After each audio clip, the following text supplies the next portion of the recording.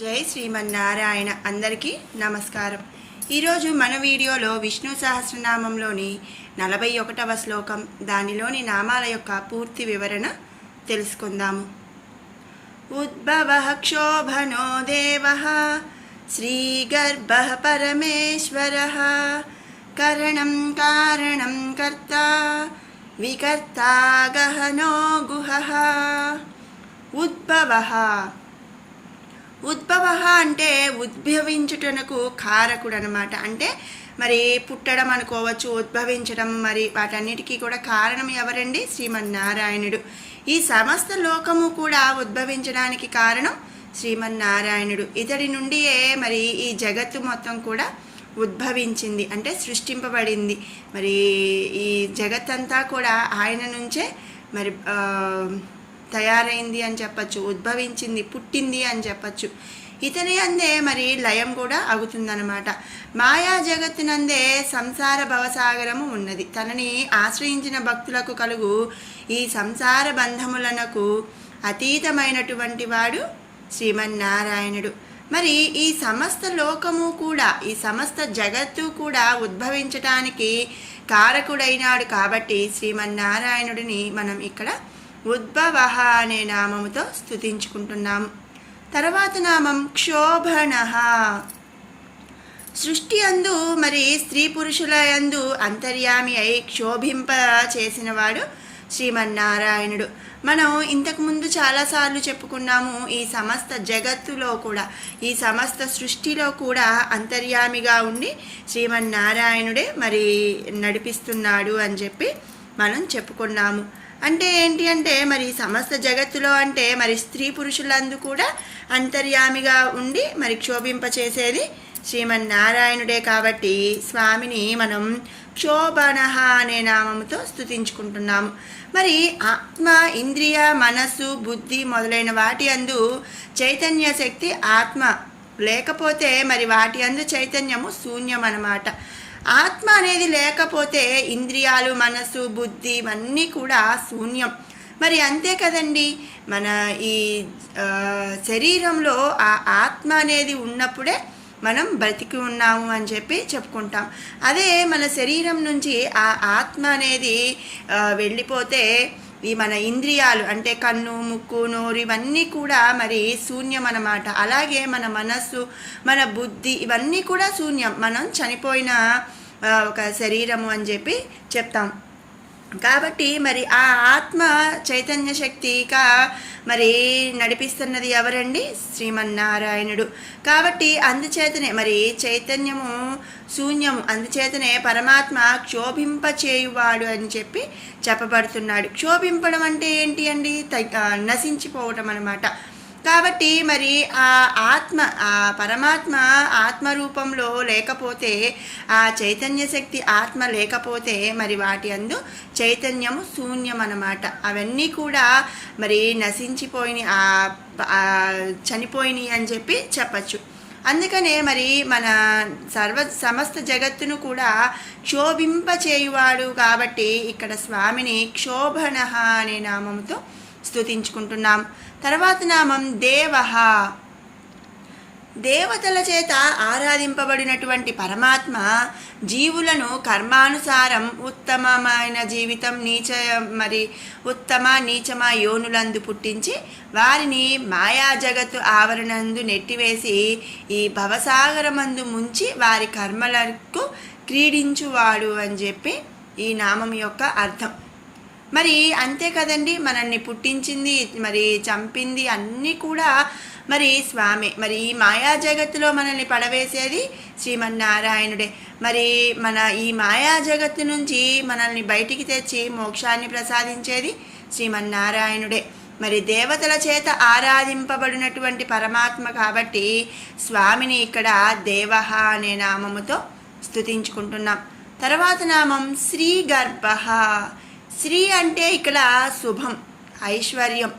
మరి ఈ రెండింటినీ కూడా తన గర్భమునందు ధరించినవాడు సకల శుభములకు, ఐశ్వర్యములకు అధిపతి శ్రీమన్నారాయణుడు. మరి మనం ఇంతకుముందు చెప్పుకున్నట్టు మరి సమస్త జగత్తు కూడా, సమస్త సృష్టి కూడా ఆయన నుంచే ఉద్భవించింది, ఆయన గర్భమందే నుంచే వచ్చింది కాబట్టి మరి శ్రీ అంటే ఐశ్వర్యము, శుభము ఇవన్నీ కూడా ఆయన గర్భమునందే ధరించాడనమాట. అందుకనే సకల శుభములకు ఐశ్వర్యములకు అధిపతి శ్రీమన్నారాయణుడు. కాబట్టి ఇక్కడ మనం స్వామిని శ్రీగర్భ అనే నామముతో స్తుతించుకుంటున్నాం. తర్వాత నామం పరమేశ్వర. పరబ్రహ్మ స్వరూపమైన పరమాత్ముడే ఉత్కష్టమైనటువంటి పరమపదము. జీవుల కర్మానుసారమై ఉత్తర జన్మందు మరి ఉత్తమ యోనులనందు నీచ యోనులనందు జన్మలు ప్రసాదిస్తాడనమాట. జీవులు అనుభవించు కర్మఫలములకు అతడు అతీతుడు. ఏ విధమైనటువంటి కర్మఫలములను కూడా అనుభవించని జీవాత్మ అంతర్యామి స్వరూపుడు కనుక అతడే పరమేశ్వరుడు. అంటే ఏంటి అంటే మరి ఆయనకు జనన మరణాలనేవి లేవు. ఈ కర్మ అవన్నీ కూడా ఆయనకి అంటవు. మరి కర్మఫలములు ఏవి కూడా ఆయనకి అంటవన్నమాట.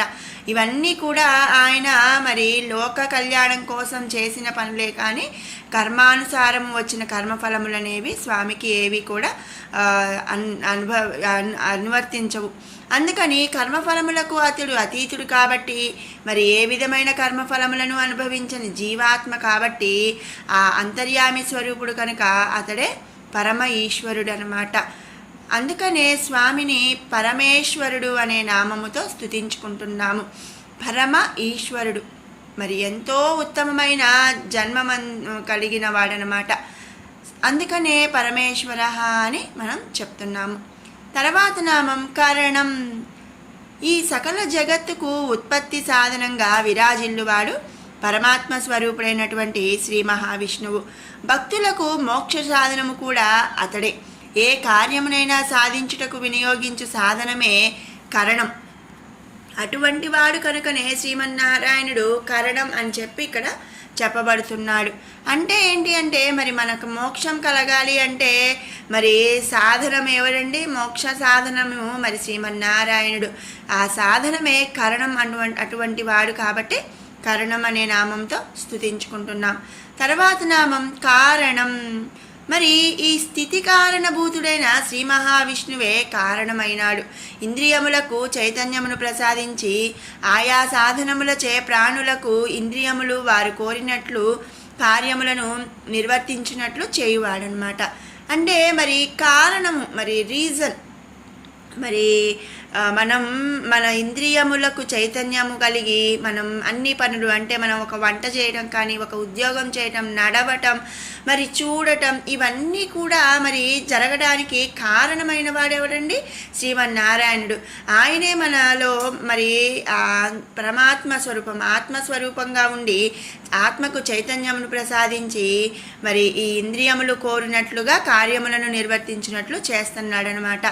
మరి అంతే కదా, అంతర్యామిగా ఆత్మరూపంలో పరమాత్మ ఉండి మనల్ని నడిపిస్తున్నాడు, మనల్ని అన్ని పనులు చేసేలా చేస్తున్నాడు, మన శరీరానికి ప్రాణాన్ని ఇస్తున్నాడు అని మనం చెప్పుకున్నాం. కాబట్టి మరి మన ఇంద్రియములు వారు కోరినట్లు కార్యములను నిర్వర్తించేటట్లు చేసేవాడు కాబట్టి దానికి కారణం శ్రీమన్నారాయణుడు. కాబట్టి ఈ నామంలో మనం స్వామిని కారణం అనే నామంతో స్తుతించుకుంటున్నాం. తర్వాత నామం కర్త. ఈ మాయా జగత్తునందు జీవించు జీవులు తమకు కలుగు సకల కష్టములకు కూడా విచారిస్తారు. కానీ పరమాత్ముడు జీవాత్మనందు అంతర్యామి అయి ఉండటం చేత జీవులు అనుభవించు కర్మలు తన సాన్నిధ్యమందే జరుగుట చేత కర్త అని చెప్పి చెప్పబడుతున్నాడు. కర్త అంటే మరి చేసేవాడనమాట. మరి ఆ జీవుల అందు ఆత్మ పరమాత్మగా అంతర్యామిగా పరమాత్ముడు జీవాత్మలా ఉన్నాడు కాబట్టి మరి వాళ్ళు చేసే జీవులు అనుభవించే కర్మలన్నిటికీ కూడా తన ప్రెజెన్స్లోనే జరుగుతున్నాయి కాబట్టి ఆ స్వామిని ఇక్కడ కర్త అనే నామముతో స్తుతించుకుంటున్నాము. తర్వాత నామం వికర్త. పరమాత్ముడు సర్వస్వతంత్రుడు. అతని అవతారములు చిత్ర విచిత్రముగా ఉండటం చేత అతనిని వికర్తగా కూడా సంబోధింపదగినవాది. వివిధ రూపములతో జగత్తును ధరించి ఉండటం చేత ఇక్కడ మనం వికర్త అనే నామముతో స్తుతించుకుంటున్నాం. తర్వాత నామం గహనః. పరమేశ్వరుడు అంత సులువుగా వాడే కాదు. పట్టుబడడనమాట. మనకి పరమాత్మని యొక్క స్వరూపమును నిర్ధారింపలేము. మరి ఇలా ఉంటాడు అలా ఉంటాడు అని మనం చెప్పలేము. ఇతను ఇంద్రియములనందు చైతన్యమును, సూర్యచంద్రులందు తేజస్సును, కాలమునందు భేదమును సృష్టించిన వాడు. సర్వవ్యాప్తమై మరి మనం చెప్పాం, ప్రతి ఈ సమస్త జగత్తు కూడా స్వామి వ్యాపించి ఉన్నాడు, అందరిలో ఉన్నాడు, అందరిలో కూడా అంతర్యామిగా ఉన్నాడు. మరి పంచభూతములు కానీ, దేవతలు కానీ, మరి సకల జీవకోటిలో కానీ అందరిలో కూడా ఉన్నాడు. మరి ఈ విధంగా ఈ సకల సృష్టి అంత సర్వం కూడా వ్యాపించి ఉన్నాడు. మరి ఆయనకు ఒక నిర్దిష్టమైనటువంటి ఆకారం, రూపం అనేది లేదు. కాబట్టి స్వామిని మనం ఇంద్రియములతో కనుగొనడం అనేది అసాధ్యం. అందుచేత కనుగొన వీలు కానివాడు శ్రీమన్నారాయణుడు.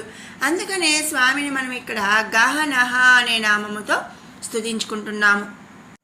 తరువాత నామం గుహః. పరమాత్ముడు అన్నిటి యందు తానున్నను కనిపించడు కనుక అతడు అగోచరమైన వాడు, అంటే కనిపించని వాడనమాట. అలా మరి అందరిలో అన్నిటిలో ఉన్నా కూడా కనిపించని వాడు కాబట్టి స్వామిని ఇక్కడ గుహః అనే నామముతో స్తుతించుకుంటున్నాము. ఇది 41వ శ్లోకంలోని నామాల యొక్క పూర్తి వివరణ. ఇప్పుడు 41వ శ్లోకం నుంచి 50వ శ్లోకం వరకు కూడా ఒకసారి పారాయణ చేసుకుందాము. ఉద్భవః క్షోభనో దేవః శ్రీగర్భః పరమేశ్వరః కరణం కారణం కర్తా వికర్తా గహనో గుహః వ్యవసాయో వ్యవస్థాపనః సంస్థానస్థానదో ధ్రువః పరద్దిః పరమస్పష్టః తుష్టః పుష్టః శుభేక్షణః రామో విరామో విరజో మార్గో నేయో నయో నయః వీరశక్తిమతాం శ్రేష్టో ధర్మో ధర్మవిదుత్తమః వైకుంఠః పురుషः ప్రాణः ప్రాణదः ప్రణవः పృథుః హిరణ్యగర్భः శత్రుఘ్నో వ్యాప్తో వాయురధోక్షజः ఋతుః సుదర్శనः కాలः పరమేష్టి పరిగ్రహः ఉగ్రః సంవత్సరో దక్షో విశ్రామో విశ్వదక్షిణः విస్తారస్తావరస్తాణుః ప్రమాణం బీజమవ్యయం అర్థో నర్థో మహాకోశో మహాభోగో మహాధనః అనిర్విణ్ణః స్తవిష్టో భూర్ ధర్మయూపో మహాముమకః నక్షత్రనేమిర్నక్షత్రీ క్షమః క్షామః సమీహనః యజ్ఞయుజ్యో మహేజ్యశ్చ క్రతుః సత్రం సతాం గతిః సర్వదర్శీ నివృత్తాత్మా సర్వజ్ఞో జ్ఞానముత్తమం సువ్రతః సుముఖः సూక్ష్మः సుఘోషः సుఖదः సుహృత్ మనోహరో జితిక్రోధో వీరబాహుర్విదారణः స్వాపనः స్వవసో వ్యాపీ నైకాత్మా నైకకర్మకృత్ వత్సరో వత్సలో వత్సీ రత్నగర్భో ధనేశ్వరः. ఓం శ్రీమన్నారాయణాయ నమః.